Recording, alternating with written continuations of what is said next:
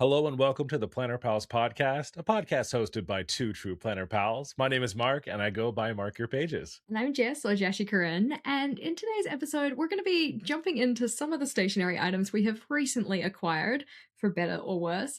Hopefully, honestly, when it comes to buying stationery and planning supplies and such, most of them are better rather than worse, but sometimes you acquire some lemons, or at least lemons for your own personal tastes. It is very important to note up front, all right? These are our own personal opinions. It is totally fine if some of our not so great purchases are really just not so great for us. If you love them, then I'm like so happy for you, apocalyptically so, because at least somebody is getting use out of that item. But of course, as we go through, if you agree, we'd love to hear it. If you don't, tell us why we're wrong. But Mark, what do you think we should start with? The good or the not so good? You know what? I'm in a very positive mood. So let's start with the good today because, I feel like so far this year I've had so many more good than bad. And I'm proud of myself because I've been very intentional this year, I think, with my purchases and like how I'm going about things. I actually had a hard time finding something that was like not really working well. I had to think real hard about it, but we figured it out.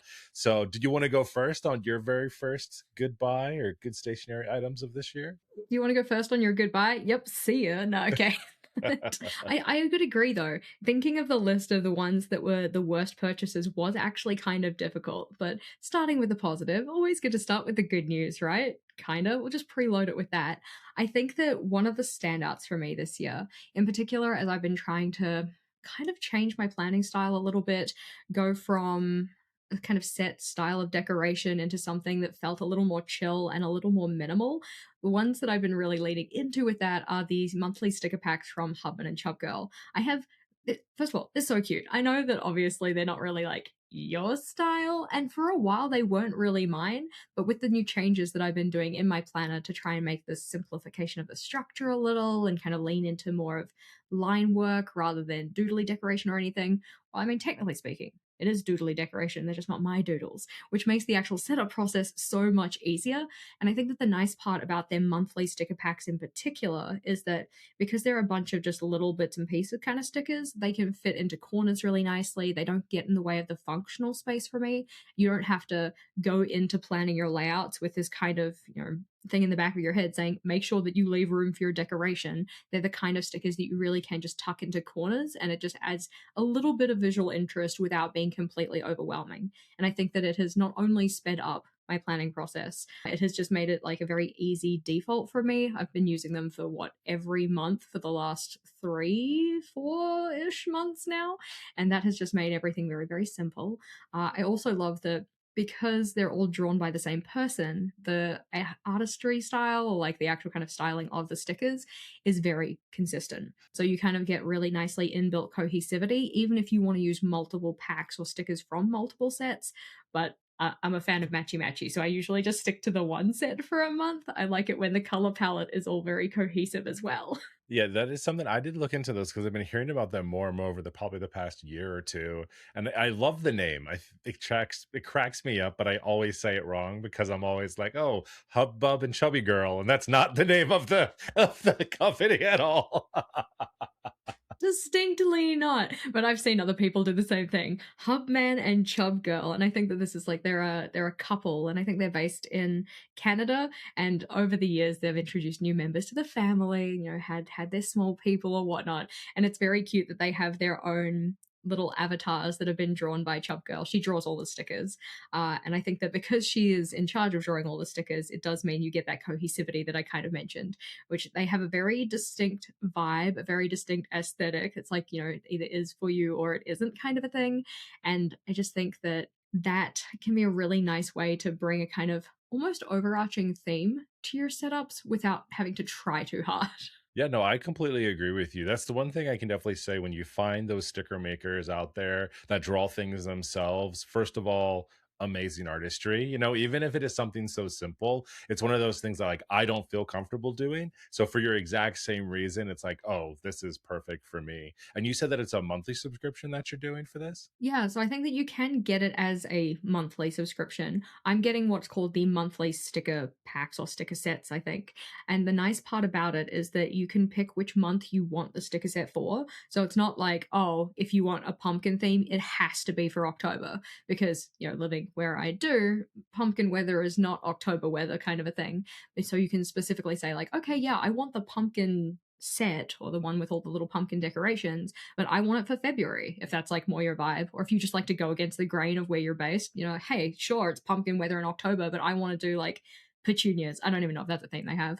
But because she's been doing it for a while, it means that they do have a decent range of options. And then because you can pick whatever month you want for each of those sticker packs, it means that you can get some really like fun themes the entire year round, which is really cool. And so are you going in I have never actually looked into how to do it though. So when you go in, you're basically picking from is it a library of like these sticker packs? And so you get to kind of pick and choose and be like, okay, July, I'm thinking of this from their library, and then that's what they send you. It's not like you said, you're not only getting like a month of something, like you really are picking and choosing, which sounds really cool. Yeah, essentially any of the listings that they have, the listing will be for the theme. So, like, if we do the pumpkin example again, they will have a particular page on their website that is like, here is the pumpkin monthly set. I think it's called Pumpkin Spice, but the Pumpkin Spice monthly set. And then they have a drop down that says, like, what month do you want your monthly pack for? So they will say, like, do you want the January, February, March, yada, yada? You pick whichever one you want. But the nice part is also,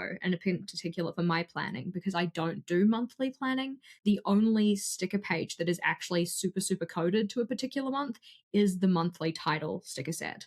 So you get a page that just has like, July headers 4 times over or whatever, but the rest of the stickers you have in there can be used for any kind of layout. They have 2 sets of date dots, which is great because, for a lot of us, we set up some kind of like a monthly or in my case, a cyclic calendar, but then you also have your dailies and such, and you want to put date dots on those. And then the rest of them are just those little decorative pieces that you could just sprinkle throughout the entire of the setup. So even though I do use the monthly sticker packs, I just don't use the titles for each of the months because I don't need to. But it also means that now as they're here with me, sure, I already pre-decided like, oh yeah, this is for October, this is November, yada yada. But I can just go in and go, oh, this is supposed to be for July. I'm going to use it for August. And I definitely have already done that. No, I love that. Having those and like you said, having the same decorative style is great for that reuse. And you don't feel kind of like, oh, I have to use it this month. And I love, like you said, they're adding in things to really make it useful. There's nothing worse than you a sticker pack, or I do it all the time. I'll buy like, one of those like long verticals, and I'm like, oh yeah, I'm gonna set up my week and I'm done. And I'm like, well, wait a second. I don't have all the things to do this again. Like it's like a one-time use. So I mean, I love that they have kind of everything you kind of need. And depending on your planning, it sounds like even for you that doesn't do kind of like the typical quote unquote way of doing this, it still works for you, which I think speaks a lot to their overall business model and how they're doing things. Sounds awesome. Yeah, definitely. And I think that, even though I'm using the monthly sticker packs, which do have those monthly headers, they do also offer different combinations of things. They offer different sizings for different types of planners and whatever. They also have, I think, what's called their like ultimate subscription box or something, which comes with everything that you would need to decorate in a particular theme or style or whatever else. I haven't so much looked into those because I was very much kind of like, testing the waters, just seeing if I liked the vibe or whatnot, just going with these monthly sticker packs because, as said, it's only that monthly header. You could really use it for anything you wanted to if you didn't care so much about that particular one. But they do also have other sticker packs that don't even have the headers, they're just the decorative elements. And they also have ones that it's like, oh, you could just buy the date dots or whatnot. I think that they've set it up in a very smart way to be flexible so that then pretty much any style of planner could really get value out of it, provided you like the style of the like cartoony kind of little characters that they're using. Which, as I said, previously I didn't super vibe with that, but now as my planning style has changed, it actually fits really nicely. Can't beat it. I love that. Yeah. What would be one of your first bests? All right. So this is probably the most used item ever in my collection, at least of this year. And that, my friend, is my stamp punches. I have a family of them now because it started with the one. This all really started from just seeing more and more of this junk journaling, stamp journaling thing going on. And I don't know why, but it is just like it has taken over my life in the best way, in the most creative ways too. And so I started with just the one, and then I saw it, and then I was like, oh, look, I need a square one. Oh, like I need one that gets a little 3D. Oh, I haven't used this one yet in my regular, but like this is like a whole little like mechanism, and it punches things out into like a different shape. And I have been loving it because I've been really just focused in on my stamp journal and stamping things out and creating everything with them. I don't even know what to tell you. Like literally, I would today I was like, I gotta get a bigger box. Like I go crazy. Like I've just stamped and stamped and stamped, even stuff that like I'm not ready to use just yet.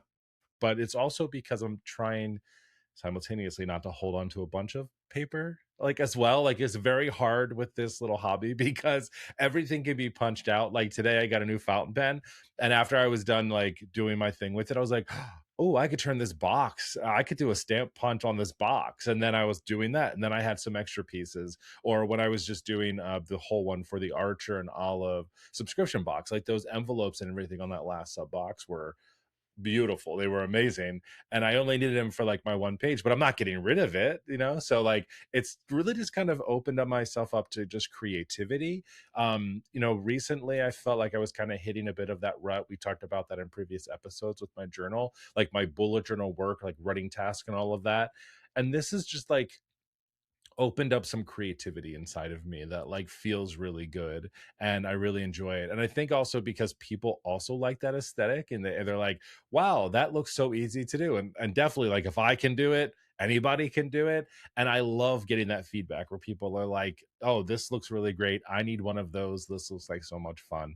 So this has really been like the best buy of the year, like of all the things that I had. Like when we thought of it, I was like, Mark, what's your favorite thing you've been using recently? I was instantly like, oh, my stamp punch, 100%. Aw, it's been really nice as like a no outsider looking in, just like given the fact that you have previously kind of maybe self-identified as somebody who wasn't super creative or wasn't creative in that way, as I like to say, it's been really nice to see you lean into your creativity in that way and how that's kind of stamp punch has really helped you out with that. It's nice when you find a tool that not only makes the process fun, but it also just makes it really approachable. And I think that that might be in part what has kind of made it a winner for you. Yeah, it has. And honestly, it's funny.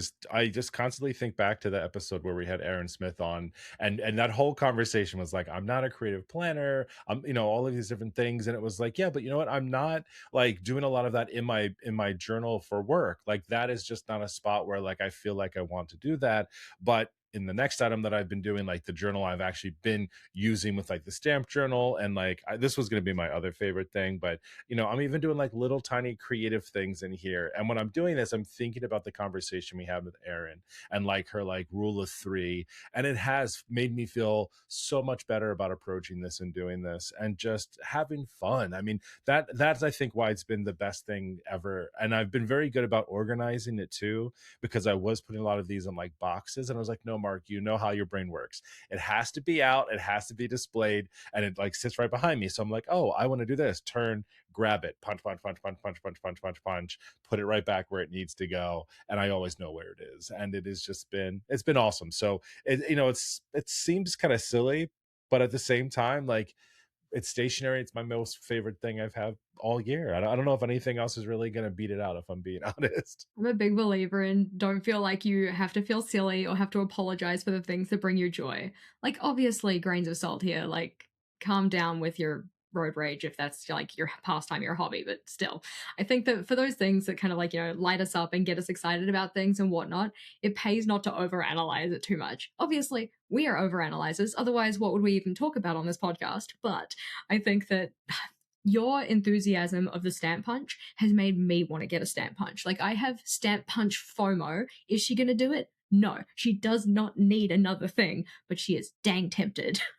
Yeah, I have that effect on people all the time where like I post a video or a reel or something on TikTok, and people are like, damn you, I didn't want to buy one of these, but now I did because you made it look so fun. And I'm like, I am an enabler. Sorry, not sorry. It has brought me this much joy. It will definitely bring you joy as well. And I also think what's been cool about it, we talked about like digging into it like a bit deeper. We've talked about this when we talked about junk journaling and kind of doing this whole thing, is like I don't know that I create stamp journaling, because definitely people have been doing it, but like it's my safe way about talking about it, because like I'm not doing the traditional junk journaling. Like I'm not tearing things or like doing whatever. Like I'm just punching things out, putting it inside of my journal, and visually it looks very cool. Someone tried to fight me the other day on the internet about it and was like, that doesn't look like junk. It was when I did the one for Archer and Olive with all the paper pieces, and I was like, if this was going to go into the recycling bin, I would call that junk, right? So like it's junk. Like, leave me alone. But let a boy have fun with his damn punch and his papers. Yeah, let people enjoy things. God forbid people have hobbies. Jeez. It's silly, but yeah, so this has been a really good one for me. So let's keep the happy and positive going, Jess. What's your number 2? So, one that I am very excited about, and technically speaking, at the time of recording, I haven't really got into it yet, but it doesn't matter because when this comes out, I will be well on my way. And that is the Everyday Deluxe system from Archer and Olive. And that's mainly because in moving to a quarterly planning system, like I was already doing quarterly planning, but in terms of actually moving my, planner setups and the like planner lifetimes or whatever to a quarterly system, often we've been finding that like in the past couple of years, more recently, notebooks are just getting bigger. We started with 160 pages being the standard, and now it's almost 192. And you have certain brands that are like, oh, here's 252 pages. I'm like, yeah, sure, if I want to fit an entire year in a notebook, that's fine. But because I'm trying to go with this quarterly system where I'm only having this notebook for a 3-month period, I don't want to say less pages is better because technically speaking, that's not quite true. Like, if you give me a 10-page notebook, I'll probably cry. Well, I'll use it, but I'll be sad if you expect me to use it over a 3-month period. So, given the fact that their Everyday Deluxe system has 120 something, I keep on saying 27 because it's halfway between 26 and 28, and I know it's one of those numbers, but 120 something in the high 120s, because it has less pages, it means that when I do this 3-month setup or whatnot, there's less waste at the end of the notebook. And that's not to say that I've been wasting my other notebooks. I've been, doing junk journaling in them and, memory keeping, scrapbooky kind of stuff's in there, whatever. But I almost would like to have that in a separate space so I can capture a full like year of time or whatnot if I was going to keep going with that, as opposed to just capturing a 13-week block. So it's been really nice getting to have a notebook that can hold the entire of 3 months, but not really all that much extra, while still having enough pages where I don't feel restricted in what I have to put in there, because that's one of my biggest risk factors. If I was considering going to a traveler's notebook, or the traveler's size notebook, not an actual traveler's notebook system, which from Archer and Olive, their TNs have 144 pages, which are like, okay, cool, more pages, that's sweet. But because the page real estate is so much smaller, it means that I end up using more pages and spreads for things that would have taken me fewer pages and spreads in something like an A5. So the nice part about the Everyday Deluxe system is it's kind of the best of both worlds. You get the page real estate of the A5, but you also get the smaller page count, which means you don't end up with this kind of like section at the end that hasn't been used or you need to find a new use for. And it doesn't make me feel restricted. So I'm very excited about the possibilities for this. I'm also excited about the possibilities for the notebook itself because it's not a regular everyday bound kind of notebook. It's essentially an insert that you put into a cover. And that means that insert, the cover on that one is a little bit more thin, is like flexible or whatnot, and it has the possibility of doing some kind of like collaging or like make it your own decoration on the front. And I think that would be a really fun creative project for either the start of the journal's lifetime, which I probably wouldn't go with. More likely, I do the end of the journal's lifetime to kind of like make it look a little bit more special once I take it out of the cover. Because if it's an insert, it has a cover. The cover is the pretty thing. Those are the ones that have all of the, typical full cover designs from Archer and Olive, which are absolutely gorgeous. So you get to have that gorgeous notebook cover, but then you get to take the insert out and then possibly like customize it and make it your own and store it in your cupboards. Because I don't throw away any of my notebooks. I mean, I probably thrown away maybe one in the entire of my notebook hoarding lifetime, and that was for some reason like it was just a crappy notebook or whatever. But any of my Archer Olives, any of the previous ones that I've used as a daily planner or a bullet journal or whatever, those ones have been kept. So the nice part about these ones is that because they are a little smaller, a little thinner, smaller page count, they are going to be easier to store as well. So I'm very excited about the possibilities. That's awesome. I don't know how I missed this. Like I was like, wait, I have to look this up because in my brain I was thinking it was the undated planners, but it's not. Like I know exactly what you're talking about. So is the paper is the paper all dot grid or lined or like do you have options? I don't know. How did I miss this? When did this start? Oh, when did it start? I think that it must have either started at the end of 2025 or the start of 2026. Those are possible roughly when it started. And because it is an insert, it means that you can get one that is dot grid, you can get one that's blank, you can get lined, you can get grid. It'll just be one of those though. It's not like a Neapolitan where it has a section of blank, a section of dot grid, yada yada. So the ones that I have, I technically do have a range. Actually, I think I have all of them. But the most of the ones that I have are the dot grid because that's my preferred kind of style. I do have at least two of the grid though, because for a long time I've said that a grid is just awesome and I would really love to try it out.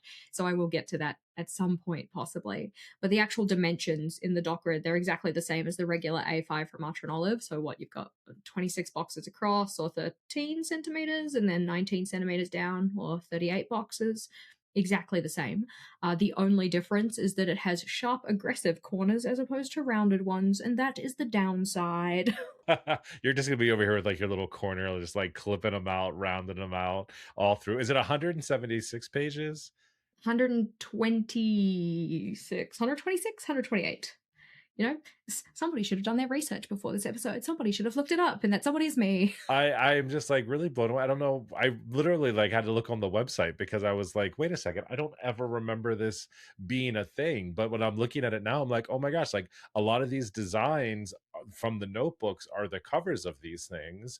And then all of these papers is like, oh, I really actually like the way these inserts look. Like this is very cool. So I love this as an alternative to, like you said, like a standard journal. You feel like you're utilizing it more. And then also from a storage standpoint too, like those little insert pages are much easier to store like for longevity than like the notebooks. Cause I was just looking at my used notebook shelf as well. I mean, 10 years of doing this, I've accumulated a lot.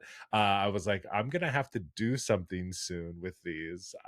They're not gonna fit on a shelf anymore, but those would line up really nice and easy to write on the edges of them, so like the dates in which it was like being used. So it's pretty neat. I like it. Yeah, I think that like the archivability of it is definitely a pro. I also think that, given that I'm doing this 3-month system and I've been using my previous, 160 pages, 192 pages, whatever, those notebooks, they're not cheap, all right? Like they're not. There is a cost, and in going from 2 notebooks per year to 4 notebooks per year, you have doubled said cost. The nice part about the inserts themselves is that the inserts currently, at the time of recording this, are 19 US a pop, which means that that is significantly more cost effective than a $35 notebook or 37 depending on the sizing or whatever. Like there is a definite difference in the cost of that, which is kind of nice. So I'm really excited about these possibilities of having a notebook that is the correct size for the style of planning I'm doing, still having the beautiful cover, but then being able to, reuse covers as well. If you really fall in love with one particular cover that is it's Ultra and Olive. It's a limited time release. They might bring it back in the favorites if you pick up enough of a stink, but like we'll see. So it means that I can have, my celestial cover that I absolutely love for the entire of the year, but I have those kind of like that fresh slate feeling with a new quarter each time as well, because I get that new insert each quarter. So I am so pumped. No, that sounds awesome. And is the paper still 160 GSM in the soft cover? Yeah, still 160. I was worried for a second when I started setting up my quarter 3 planner. I was like, oh gosh, what if this is like 140 and I have to deal with the smallest amount of ghosting? Oh, so I'll wilt. But no, it's 160. I'm safe.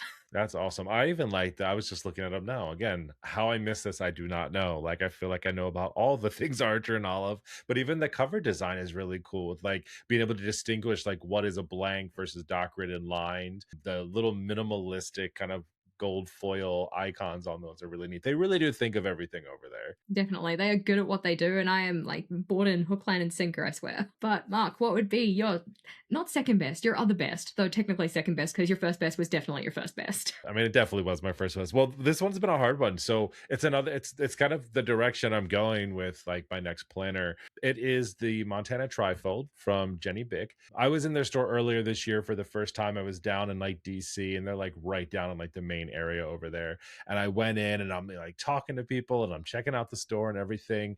And there's this wonderful like smell of leather when you go in there, right? Because they hand make a lot of their journals in there and things like that. And I'm like looking, and the initial thought I have is I know that leather journals tend to be more expensive, right? Like some of the others that I've had in my collection or have been interested in, you're looking to spend like, 150, $200 for some of those, right? And so I'm like looking at them and I'm like, okay, you know what? I'm here. I'm just gonna go in for it. Like it looked really cool. And on the shelf are it's sitting like this, right? So immediately I'm like, ooh, color. Like, okay, I like this, but like this looks really neat. And then they're like, oh, you have to check this out. Like, open it up, Mark. And so it is a trifold because it opens up like this, right? And you get to pick your colors, like you get to customize this, right? So like that's the other reason I didn't get any of the charms because they weren't really my style. But like you can also like charm it up and like do different stuff like that. And so it came with these two notebooks in it already. And at first I was like, I'm not going to use it. But what sold me on this is she's like, Mark, you can fit A5 size arch and olive notebooks in this. And I was like, you shut your mouth. What do you mean? And like we did it right there in the store and it fits with like these other notebooks. So like I can still have like my stamp journal, right? That I have back here. This is like some of the fun stuff I'm doing in here because I wasn't going to use line pages otherwise, right? And then I have my pen and ink kind of journal that's back here that I want that I've been keeping as well. And then I can go ahead and put an A5 size Archer and Olive notebook in there. And then on top of that, they also customized it. So they like put marker pages in here for me, which is really nice. And it makes me so happy because like the trifold kind of approach, like every time I open it up, I see like my name in there and it feels very special. I'm also like, I'm kind of funny about it. Like I know the whole point of these two, like there's like you see my scratches on here. I'm like devastated right now that they are on there. But like that's what these are supposed to be, right? They're supposed to be well used and broken in and made to really feel that way. And that's the only reason I haven't like lost my mind and like cried over these scratches. The other day I thought I accidentally cut the cover with a pair of scissors when I was doing something and I would have been very upset then. But something about this, again, it's the same thing. It actually goes very well with my stamp punches. Like it has unlocked something inside of my brain that is like, yes, like this is fun and you're liking this. And I also like that once I moved to the A5, and just I'll be honest with you, it has taken every ounce of my being not to just dump my current journal and go to an A5 since I got this thing. Like, no lie. Like, literally right there in the storage, right when the what release was that? I guess it might have been like the one earlier, the spring release, right? With the swords and the arrows and all of that. Like, they also carry those notebooks in the store. So I like set this up and she gave me the A5 with the red sword on it. And I was like, yes, I already have it at home, but like, this feels amazing. And right there and then I came home and I was like, Mark, you've only been using your current journal for 3 months. Like, are you going to give up on it so soon? But it is like taking me a lot. But it's one of those things I feel like with it too. It's a really great size. I think it's going to work really well because I've been in a B5 and a square for the past few, right? And I'm going back to A5 mostly because I want to stick it inside of here and like use this. And then something about it just feels more portable as well. Like I'll take this downstairs with me versus like I won't take my big B5 with me because I have nothing I need to do down there, right? But I think that once I have that, it'll feel a lot better to like just take my notebook with me when I'm going around versus like, oh, that's upstairs in my office. So sorry, I went on that big long rant. Again, when I'm excited about something, I can't stop myself. So this has been awesome, and I'm really excited to continue to grow it. Well, I'm excited for the A5 hype. I mean, A5 is definitely the size that I kind of consider to be home when it comes to my planners. It's the one that I go back to the most. It's also the one that's like the most easily accessible for most people, so that kind of makes it an easy default. I mean, I also love a square. Also love a little B6. Oh, so gorgeous. You know, me and the travelers have had an interesting relationship in the past, but like I'm still kind of curious about it. Like, yeah, I'm TN curious. I'm definitely TN curious. I love the idea of being able to have separate notebooks in the same kind of cover so that you can separate things out. Because if you're the kind of person who wants to, I don't know, track a year long project or even something that's just like the 6 months, because, you know, given that I do 3 month kind of quarters, it means that then if I've got a project in my 3 month planner and I move to another planner, but the project isn't done, I have to bring it with me and like reset up the layouts. Whereas if you have a little insert that's just, hey, these are all of my year long trackers or the things that I want to, you know, note down or log across the year or whatnot, you can have that as a separate thing and then change out the bigger, kind of like larger everyday planning section. Just, oh, I'm so curious. I'm so curious. I don't need to do it, but I'm very interested in it. And so, with the system you've got there with your A5 one, is your intention to have your multiple inserts on the go at the same time? Is that what you're kind of planning for it? Yeah, so I'm gonna put my work journal in here, so that'll be a A5 size Archer and Olive notebook. What I also love about it too is that it's not a cover that you have to like sleeve in, like what you were just talking about with your other one, right? It it doesn't have that. So like it just holds in with that elastic. So I still get all of the beauty of the covers. I still get the use of the pen holder on the side. All of that, you just slip it though into this elastic band. And then I'll keep those two other notebooks in there, which I'll change out. Like it's so funny because historically in my life, I've never been a person that likes to write in lined notebooks. It's just ever since dot grid happened to me, I'm like, only dot grid. But then line grid is also a thing that I'm very excited about and I love in my current journal too. But this is, like I said, it's kind of been this like, hey, I wasn't going to use this for a journal. So I'm going to try to make it work for this other idea that I have. And so, like, as I continue with this damp journal, like when this little notebook is done, I might be going and buying another one of this line notebook size because it worked for me, right? I don't know if they sell them in other ways. I'm sure they do. Like I'm sure this isn't anything like crazy or specific, but it's just one of those things where I'm like, yeah, this is going to go in here. It's going to fit. And I'm going to be really happy about it, and hopefully not find anything else that I want to instantly replace it with. Very that. I also totally relate to that feeling of, it's supposed to be worn and you're supposed to use it and it's supposed to get a little like roughed up or whatever, but then feeling really upset when it actually happens. I think at least for the first one or two, after a while when they start to accumulate and it gets that kind of like, lived in feel, it's probably not as bad. But the first one, oh, it hurts. Oh, well, I trust me. I didn't even realize that I had this like little like this like whatever scrape on here or whatever until the other day, and I like looked at it and I was like, "Oh, it's not that bad." And I touched it and like you can feel it. So it's not like some of these other little light ones on here. Like I don't know what I did, how it got there, but there's a few of them now. So now it's just worn in. Yeah, I do think that certain types of leather bound journaling systems or planner systems or whatnot, sometimes they get that. It's not called tarnishing, is it? But it's when you start to use it and it kind of like picks up the oils from your hands and it's like the color kind of stuff. I think Pantini, Patina? patina. That's what it is. Patina. Yeah, like patina. Yeah, that's the one. Not Pantene. Like that's shampoo, but like similar, right? Yeah. Oh, that's not because you're worth it. That's L'Oreal, but that doesn't matter. So we're off on a tangent. But I do think that sometimes the lived in feeling of that can be very nice for a notebook. A scratch, not so much. I remember when they had the release from Plant Based Bride with Archer and Olive, and they had that very particular type of very soft faux leather. And I went to go and pick it up off the shelf or something, and my thumb, like the nail on my thumb, got caught on the edge of the notebook and just like took a little chunk out of it. I'm like, cool, never using that one. Disgusting. So sad. I know the exact material you're talking about because I think the same exact thing happened to me. I did something, it touched something, and it was just like zip, and I was like, womp womp. Like, okay, now you're an R&D journal because I can't possibly use that. And it is also I think it's just funny too, like over time how that changes. Like there's certain things I know like certain people aren't going to touch or do. But there's like two main things I think in my most recent like past few years that have like really allowed me to kind of like let go of the perfectionism of things. One has been using like clear stamps, right? And stamp ink. Because as much as you want that to be beautiful, perfect, all those things, like ink is going to get somewhere. It's going to catch an edge of your stamp or do something.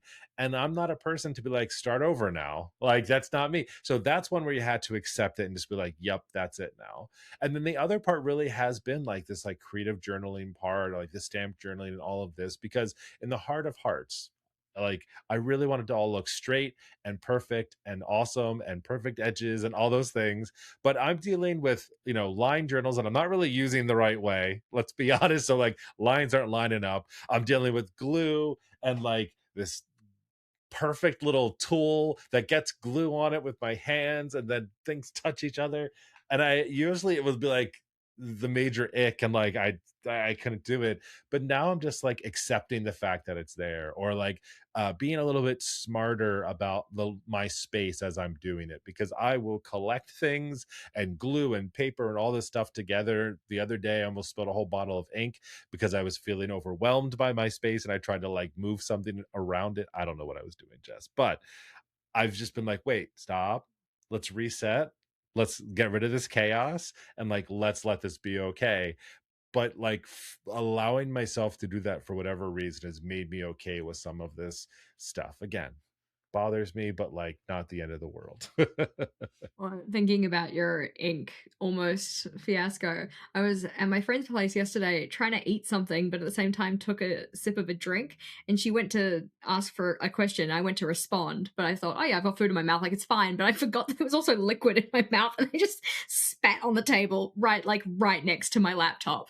I'm like, that could have been a disaster. Thankfully, it wasn't. But I just had to do the walk of shame to the kitchen to go get a cloth. I'm like, yeah, don't mind me. I have a drinking problem. No, I'm right with you. I just got one of these like glass tumblers off of Amazon because I was trying stacked water, and the problem is that the condensation on it like happens instantly, and I am left-handed, but everything that I'm doing, like my notebook and everything is on the left, and I'm writing and computer and stuff is on the right. But I put my cup like up on the top left, and I picked it up the other day, and it was just like drip, drip, drip onto my page with fountain pen ink that isn't waterproof. And I was like, oh gosh, like water and paper and ink don't mix. And I was like, all right, you live over here now because we can't do this ever again. I feel like this just feels like a really good segue into the stuff that isn't making our heart happy. It's like happiness, good stuff. Yay. Let me tell you about the miserable, horrible things that have happened to me recently, which leads us right into the horrible, miserable things that we've purchased so far this year. Jess, you get to go first. Now, I feel like I have to be gentle, tread gently, because as per all of our yucks and yums, they are personal preference. It's totally cool if we said something as our like, oh my God, I love that. And you're like, no. And similarly, if we have something in our yuck list that you're like, actually, I will die on this hill that this is the best stationery item ever. I'm like so happy for you. As said, I am so glad that somebody loves this because I don't. Now, we're going to kind of have a little proviso moment here. I'm not really a fan of paint markers to start with, so big grains of salt. I find some paint markers, they're just difficult to work. You gotta shake them for way too long, you gotta prime them, you gotta make sure that the tip doesn't get all crusted up and naff, otherwise, they're never gonna work again. We all know what I'm talking about now. So when they had the acrylographs in the March sub box from Archer and Olive, I was already skeptical as to whether I was going to like them. I got my hopes up because they were glitter. I'm like, oh, I love like a little shiny pop of color. That sounds fun. But I feel like the best thing about a paint marker is that you can use it on black paper and have like a really cool pop of color. Where was the color? Where was the pop? It was not there. You could see the glitter, kind of, if it caught the light, right? But none of the like backing color of that was actually visible on the paper after you put it down. I assume that was an intentional choice, but it certainly wouldn't have been my choice. I don't understand in what situations I would really want to or need to use those pens because I like the fact that paint markers can be used on a variety of surfaces and show up and like give you that kind of really nice contrast. And, often when you color in a section, you don't get any of the streak marks or anything like that. But I feel like the ink in this one just didn't feel like it was suitable for the ways that I would be inclined to use a paint marker. But like we said, big grains of salt because paint markers and Jess aren't really friends to start with, and acrylographs and Jess in particular are not friends. So like, eh. It's so funny when you just said that because I remember when you were like, I'm getting rid of all of my acrylographs. Like, I'm not using them. I don't like them for all the reasons that you just mentioned. And I'm like, oh my gosh, I still have the original acrylographs when they sent them to whatever we were at that point. Was it before like whatever it is now? It was just a group of people that were like, yeah, we'll take some notebooks and stuff. And I just remember getting them like in a big bundle and in like a plastic. I have them down in the basement. I literally just saw them the other day. I don't know if I should open them. Probably who knows what'll happen with them if I open them. But we have to be shaken for like 2 hours, like because of it. But I was I don't know, it's kind of blown away because I do like them. It's one of those things where I have to like think about to grab them, to use them.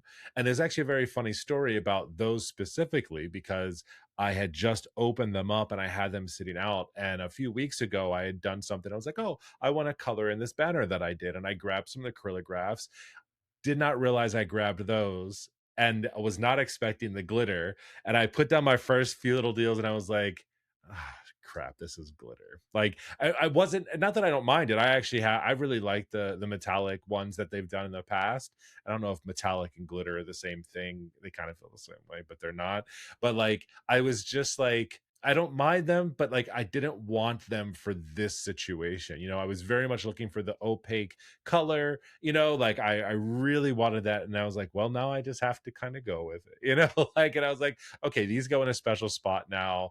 And it's just one of those things where, when they do create other products, for the most part, they have a different feel to them so that you kind of visually can see that and be like, oh, that's not a normal whatever it is. But like, I don't think there was anything really special about them that were like, oh, that's a glitter pen, so I'm not going to use that.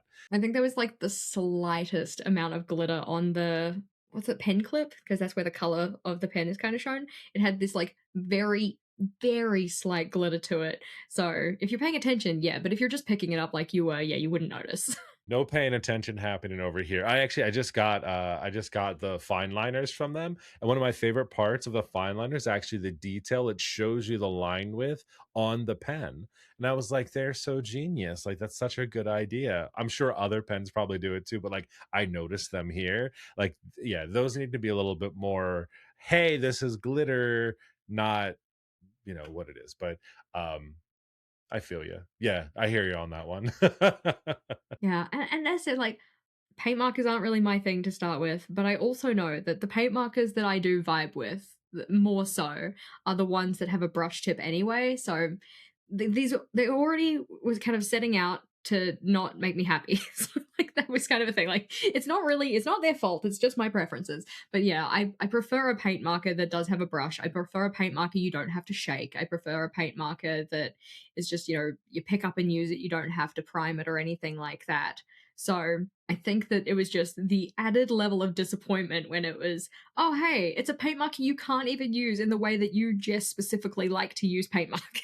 It was a glitter pen really more than anything, right? Like it really wasn't what you're describing. It works well on white paper, but yeah, once you go off of that, you're kind of spent. Yeah, and to the extent where I was like, oh, well, if you're gonna have a glitter pen, I would rather it just be a gel pen. Which like jets and gel pens are also nemesises, but at least then I feel like I probably would have gotten more use out of it. We're not friends. That's what I meant to say. We are not friends. Yeah, nemesises. But Mark, what do you reckon? First least good item. Ugh, so this is like the hardest one for me to do because I really wanted to like them. So I've been on a little bit of a journal say kick over the past like 6 months. And so every time I go shopping there, there's always something different, right? And so the last times I was on there, I saw these little erasers that look like food, right? So I got cookies and I got a little toast, right? And then recently, my last one, I was like, I got a potato because it's so freaking cute. It's the aggressive cuteness, right? That you talk about. And so I was like, oh, these are going to be awesome. Like, I love these, and my kids will love them. And like, I'll give them the people, it'll make everyone happy. These do not erase anything like at all. And I was like really kind of sad and disappointed to the point that my kids actually were like, dad, you can have this back, it doesn't work. And I was like, oh damn. Like because usually like I'm a big like Tombow like monoline eraser, like this is my tried and true. I have an entire drawer of them. Why did I need to buy toasts and cookie erasers? I did it, but they were so freaking cute and I thought this would be great if they worked. That's cute for videos. No. And like my little potato eraser, he is now my desk mascot now. He doesn't erase. I don't think I've ever actually, oh, I did try to use him on his butt right there, but it didn't work. So like now he just sits on my desk. So that's one of those things where like again, it was probably like $1. They weren't like expensive or anything like that. But like I don't really have a use for them now. And I don't want to give them away because I'd hate to give someone an eraser that doesn't work. So it's like a eraser decoration now that I just have sitting behind me for no reason. Yeah, I think it's hard when you get those things where the aesthetic or the vibe of the item is really cute or cool or whatever, but the actual functionality of it is crapola. You're like, cool, I can't use this. I do love the idea of your tiny potato being your desk mascot, though. That's excellent. Yeah, he's very cool. I haven't named him. I just call him Desk Potato, and I do talk to him. I was talking to him the other day because I was like, "Oh, buddy, like, hopefully you're liking it here." Like, he has a cute little face. Does he have a little stand? I feel like you need to get like a little stand for him so he can sit at attention as opposed to just like lying down like a sad little potato. No, so he sits on my Ugg Bunk, stand that I have for all of my, analog cards and stuff like that that I still use, and it's a two-tiered system, so, like, he sits in the front, and then my cards sit in the back. So, like, he has a place, and, he's there, and we hang out, we edit videos together, he sees the messes that I make and the chaos that gets created from his little perch. So again, it's a silly thing, like, I don't know. He was also wrapped in plastic like a baked potato that you would buy from the store. Like, everything about it was the cutest thing ever, but I really thought I was also going to use them, and I haven't, because I also got in my other drawer over here, this one actually isn't bad, but, like, it's a little dog face eraser, but this one works. So, like, he actually works, he's been used. So, yeah, I was just on this kick of, like, buying anamorphic erasers or whatever you would call it, like, whatever. It wasn't a good buy for me. Maybe you really like these crappy erasers, but don't waste your $1.50. This is the hard part. Like, I can see how somebody would like and enjoy and use the paint acrylographs. Like, I get it. But when it's like your function is to erase and you cannot do it, then what is the purpose? I also think the hard part with those cutesy little bits and pieces is as soon as they put a face on it, it's like you then have that personification. You're like, cool, I can't throw you away because you have feelings. Like, if I saw my little potato eraser just sitting in the trash can, I'd be like, "I'm sorry." I'd pick them out and polish them up and put them back. Just turn him around so he doesn't face you anymore. Like, stop judging me. Yeah, but he also, like, that's the thing too, it has little divots in it like a potato, like, everything about this little potato guy is perfection. And the toast is very, very cool too, and also the packaging for the toast and for the cookies were really cute, and I punched them out and put them inside of my stamp journal. So that was actually that was the real purpose of it, after I realized it didn't work. So, yeah, so that's that. But, alright, let's move along, Jess, let's talk about more of the crappy stuff we bought this year. So this one, technically speaking, I didn't buy it, and I think this is also the hard part about this this topic is because I don't buy a lot of stationery. People just send me things, which is it's a nice problem to have, but it does mean sometimes people will give or send you things that they're just not your vibe. It doesn't fit how you operate in the stationery and planning world. And one in particular that I got when I went to the London stationery show, which was a lot of fun. You know, it's more so for traders. It's not for people who are just like enthusiasts or whatnot. But I snuck in as an enthusiast anyway. And it was a good time. It was cool to see all the stalls and what people have in this kind of like stationery space in general.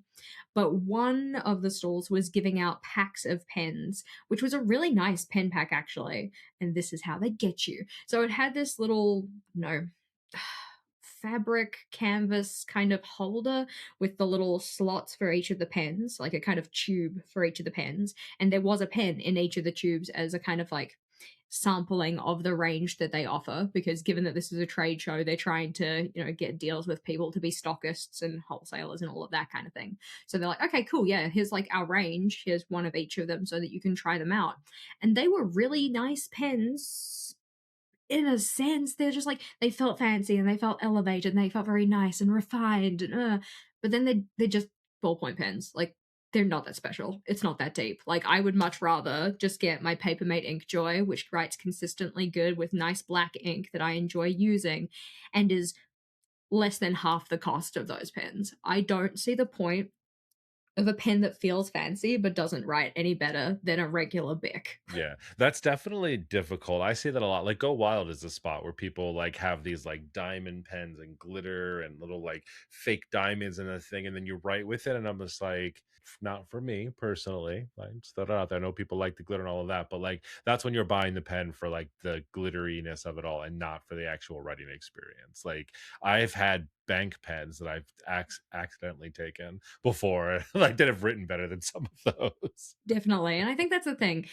For me, it's not always function first because there are pens where the beauty of the pen is part of the enjoyment of using it, and part of the kind of overall experience that you get with it, and that's totally valid.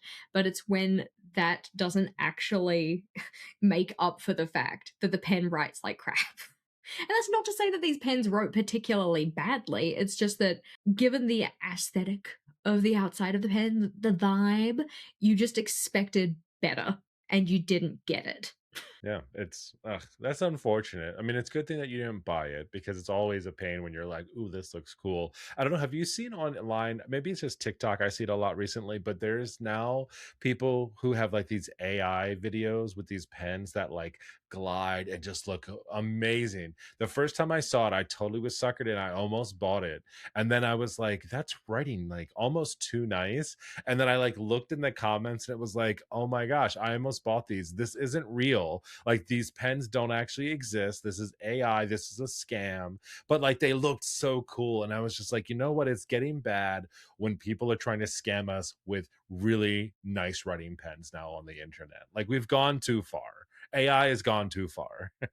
This is the line that you draw. I found that, well, back in the way back when, so this is kind of before we started having this whole like AI kind of uprising question mark. Oh god, I made it sound so much worse. But anyways, when you used to have specific filters on things like Instagram and anywhere where you could share videos or stories or whatnot, and there was one filter in particular where it would take certain sections of, I don't know, color or whatnot. I'm not too sure what it was actually trying to pick up or play on, but it would turn it into this like holographic sheen, and people would have like writing with ink, and it was this beautiful kind of like holographic ink flowing. You're like, oh my gosh, that's absolutely gorgeous. And then you see the behind the scenes and it's just like writing with a regular black pen and it's actually not that special. That one almost suckered me in. But the thing that worries me the most about this kind of like, products that are being marketed with computer generated imagery, like AI generated imagery or whatnot, and people's inability to tell when it is, because it's getting better and it's getting harder to tell. One example I saw recently, which was on Etsy, because Etsy's just riddled with it, plagued with it, was this really cute crochet cat pattern. And the cat was like pretty obviously AI. Obviously, people still got suckered into it though, because they're just like, oh, it's so cute. Like, I want to make it. But then you go to the reviews, and the reviews are all awful. But somebody had posted a picture of what they actually made, and it looked like half an octopus with a dog's face stuck on top. It was so bad, but I love it. I feel like that is a it's the equivalent of those images that you used to get a while ago of bad taxidermy animals, where people had just taxidermy the animals like well bad. It's the equivalent of that. I just, in part, it makes my heart happy because it's just like so very much a good highlight of the fact that you need to, vet these things that you're purchasing, which sucks we have to do that, but but also it makes me so upset that Etsy has been overrun with these AI generated images and AI made patterns that aren't actually very I at all. The intelligence is not in the room with us, but it's all just crap.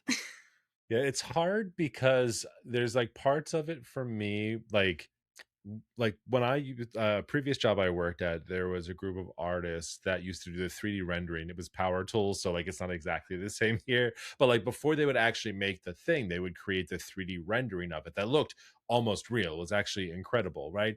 And like there's a spot I feel like for like the computer generated like CGI of the thing to give you an idea that I get. And I know now like people are just like, "Oh, that's AI," like whatever. And they mean like computer generated. I just had this conversation with my wife the other day and she's like, "Oh, that's an AI background." And I was like, "No, no, no, that's green screen. That's different than AI and all of this stuff."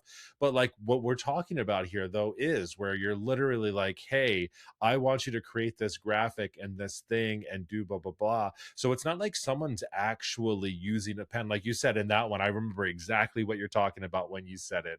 It was like, no, it's not that it's a filter or so whatever. Like there are just people who are just like spitting these things out, and it is getting scary. We were just here had a news article about AI students that were getting like student loans from colleges, and they are applying to colleges. They're actually doing the work, and then getting like the funds from the school for like student aid, but it's a scammer that's doing it. But like the AI is doing the work for the class so that they get this money.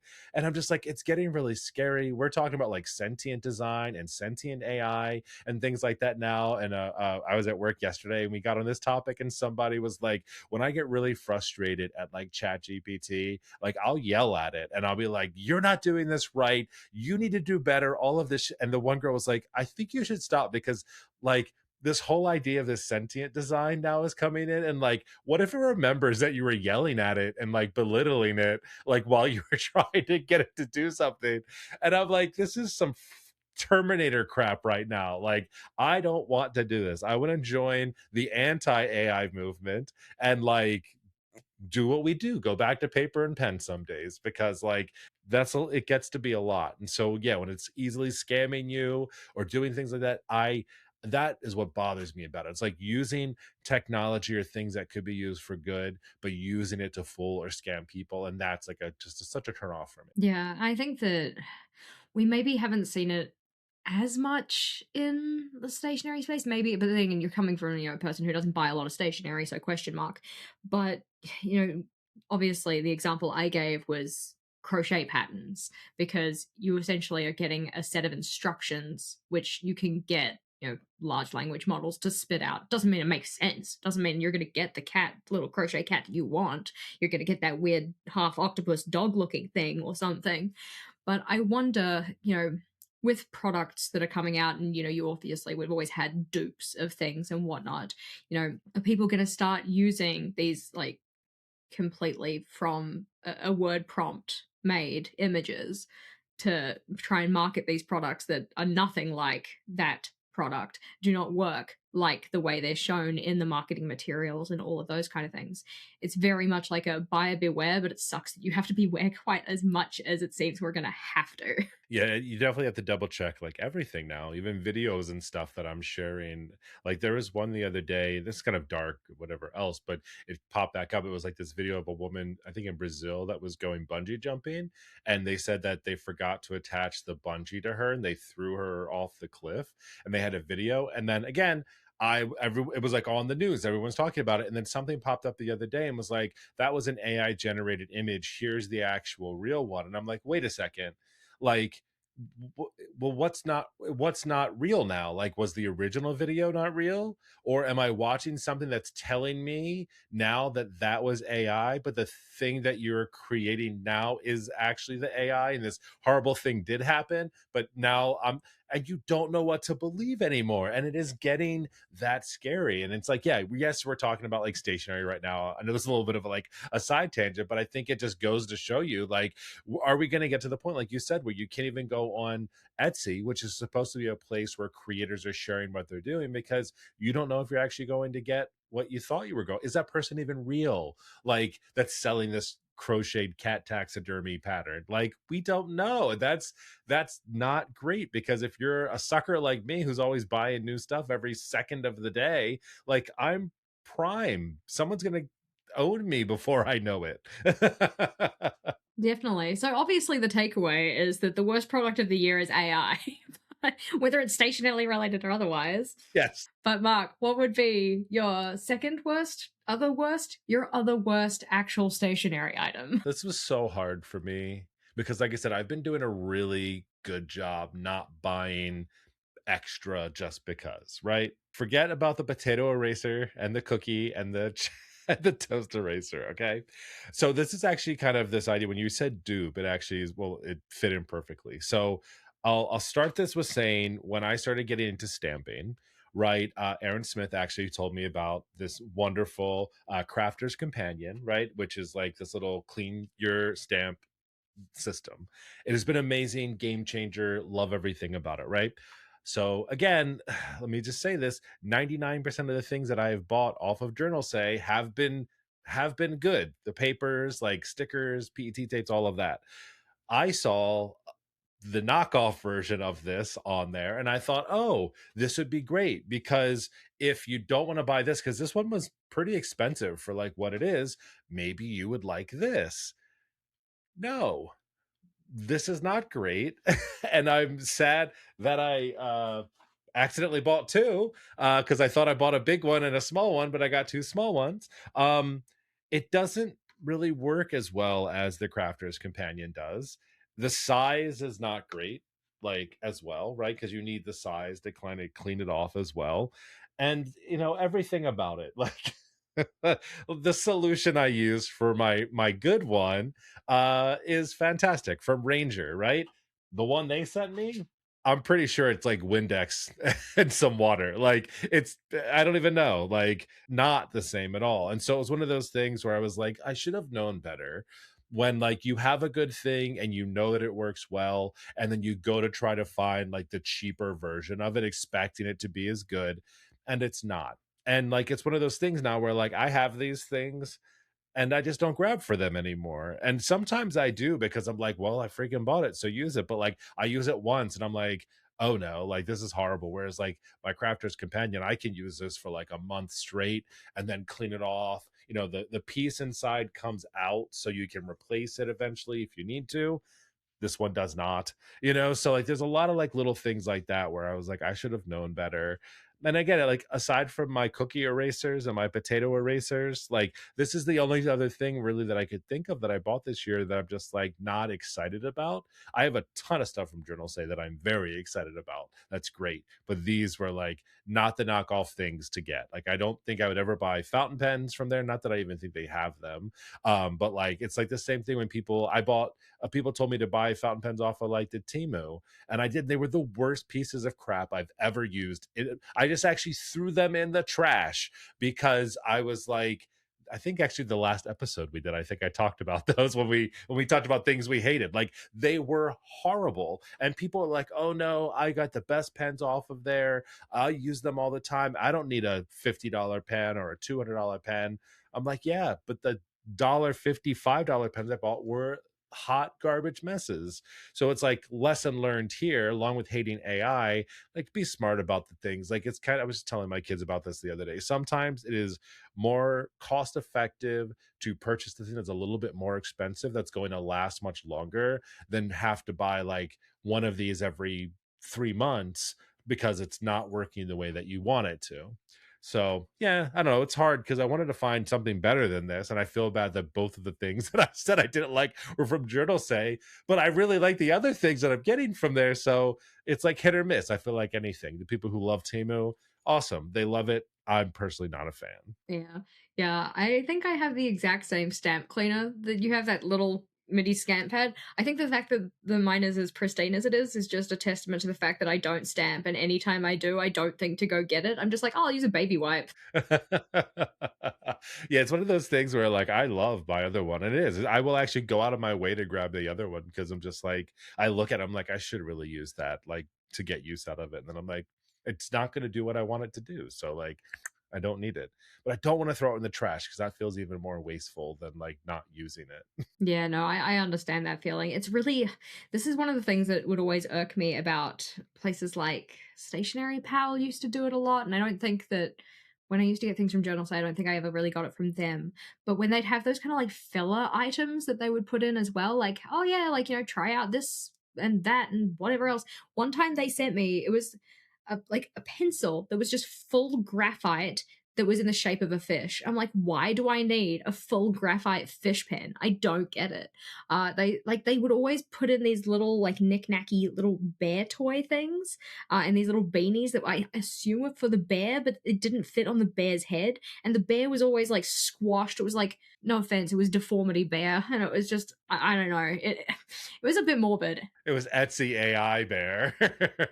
Literally bad taxidermy bear, but like I was always kind of I appreciate the thought to want to give someone a fun little bonus or an extra, but I don't like the idea of being given knick-knacky crap that is just going to end up in landfill. So for the little, I don't know, bad taxidermy bears, I would just kind of go on my community group and be like, "Hey, I have these teeny tiny plush toy bears. Does anybody's kid want them? Because I don't."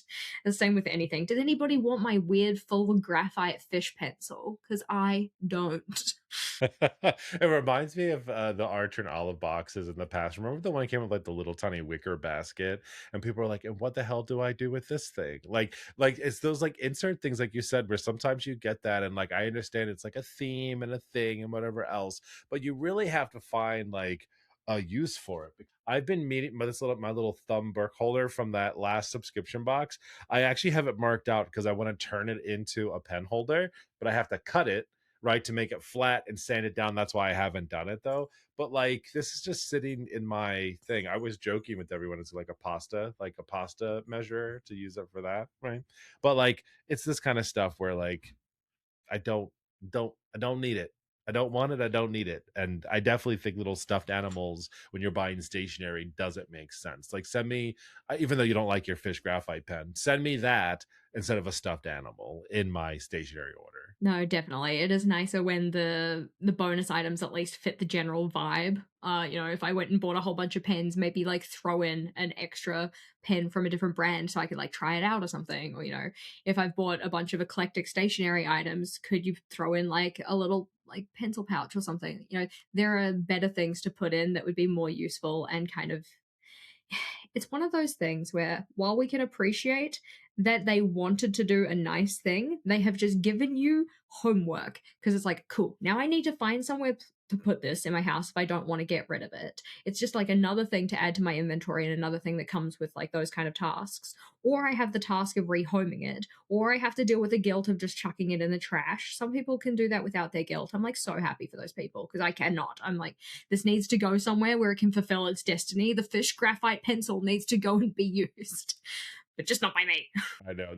Cute Things from Japan does that. Not with bad stuff. They always send like little papers and little stickers and stuff inside their envelopes, like to the point that I actually look forward to it when I order from them. And I'm like, oh, what am I gonna get? Because there's always like some cool paper or some cool thing. And again, in the past, I wasn't necessarily using them, but now I've been putting them into my junk stamp journals and stuff like that, and like using the papers, using the stickers and things that are come inside of there now. It's one of those things where it's like you don't always appreciate it at the time, but it's totally something I would use versus, like you said, like throwing in some garbage crap. Like imagine you order something from like Sephora or something, and you're like, oh, I'll take some free perfumes or free little sample products, and they send you a deformed stuffed animal along with your makeup order, right? Or like something like that. I'm trying to think like what else gives you free stuff when you order it. That's always something my girls get. They're like, oh, look at all these little sample perfumes I got, little sample face creams. I'm like, oh, great. That's awesome. That makes sense. But yeah, if it was something else, you'd be like, "What? Why? Wait, why are you wasting? Stop wasting stuff. Give me stuff I'm gonna use." Yeah, the thing with the Sephora ones and like any kind of makeup brand or whatnot is usually they're giving you those little samples of things so that then it kind of entices you to buy that product in full later, which totally makes sense. On my most recent makeup purchase, which I say recent, I think it was in the last calendar year, je ne sais pas, but I got a little like foundation or I think concealer pack. But of course, they don't know me as a consumer. So it has three shades of skin tone. None of them are pale enough for me. I'm like, no, this girl white. She white. Kind of thing. I need that ghost makeup, please. Or whatever. Do you have the clown white? That would match me best. I would like 50 Shades of Vanilla. Thank you so much. But Planner Pals, though, we would love to hear from you. What have been some of your best and maybe your worst stationery purchases recently? Or if you haven't had anything recently because you're on a no buy or just doing very good about being a little bit persnickety with your purchases, it can be from a little while ago. Let us know what we should go and get or the things that we should avoid either in the comments on YouTube or Spotify, or you can hit us up at plannerpalspodcast@gmail.com or over on Instagram at plannerpalspodcast. Just remember, I'm incredibly impressionable. I'm a sucker. I'm very impulsive. So, mention the good stuff because I need some new good things in my life. All right, Platter Pals. Well, thank you so much for listening today. A great conversation. I love talking about stuff we love and hate. It always makes for good conversation. We'll talk to you next time. See ya.